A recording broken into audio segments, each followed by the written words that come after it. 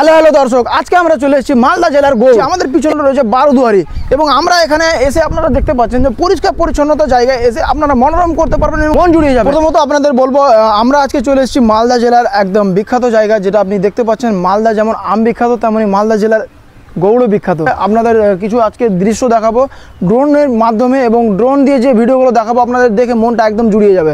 তো আপনারা ভিডিওটা লাস্ট পর্যন্ত দেখতে থাকুন এবং সঙ্গে থাকুন। ভালো লাগলে লাইক করবেন, কমেন্ট করবেন এবং শেয়ার করবেন।